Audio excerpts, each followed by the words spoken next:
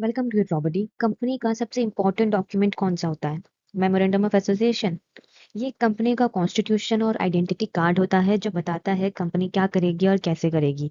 आज हम डिटेल में समझेंगे section 4 which talks about memorandum में क्या क्या जरूरी है, कंपनी का नाम कैसे डिसाइड होता है और नेम रिजर्वेशन का प्रोसेस क्या है। तो चलिए इसे समझना शुरू करते हैं। सेक्शन 4 का सबसेक्शन 1 कहता है कि मेमोरेंडम में फॉलोइंग क्लॉजेज होने चाहिए। क्या क्या?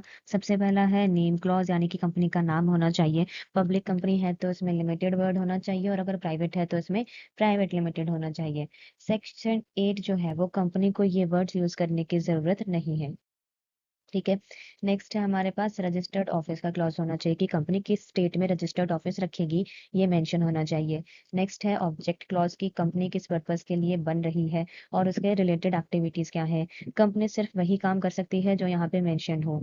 नेक्स्ट आता है लाइबिलिटी क्लॉज। मेंबर्स की लाइबिलिटी डिफाइन होती है। सबसे पहला है लिमिटेड बाय शेयर्स, यानी कि अनपेड शेयर अमाउंट तक है लाइबिलिटी, और देन है लिमिटेड बाय गारंटी। इसमें आता है कि फिक्स्ड अमाउंट जो कि मेंबर प्रॉमिस करता है। नेक्स्ट है ई क्लॉज। ये बात करता है कैपिटल क्लॉज के बारे में। अगर कैपिटल है तो मेंशन होना चाहिए कि टोटल शेयर कैपिटल कितना है, शेयर्स का डिवीजन क्या है और हर सब्सक्राइबर कितना शेयर लेगा। और नेक्स्ट एफ क्लॉज बात करता है ओपीसी क्लॉज के बारे में, यानी कि वन पर्सन कंपनी में नॉमिनी का नाम मेंशन होता है, डेथ होने पर वही मेंबर बनेगा। नेक्स्ट है सेक्शन 4 का सबसेक्शन 2 जो कि बात करता है कि कंपनी का नाम कैसे नहीं होना चाहिए। कंपनी का नाम किसी एग्जिस्टिंग कंपनी जैसा या फिर सिमिलर नहीं होना चाहिए, इलीगल या फिर ऑफेंसिव नहीं होना चाहिए और गवर्नमेंट को अनडिजायरेबल नहीं लगना चाहिए। सबसेक्शन 3 कहता है कि ऐसे वर्ड्स यूज नहीं करने हैं जो गवर्नमेंट से कनेक्शन दिखाए या फिर अथॉरिटी का इंप्रेशन क्रिएट करे। अगर यूज करना है तो उसके लिए सेंट्रल गवर्नमेंट का अप्रूवल जरूरी है।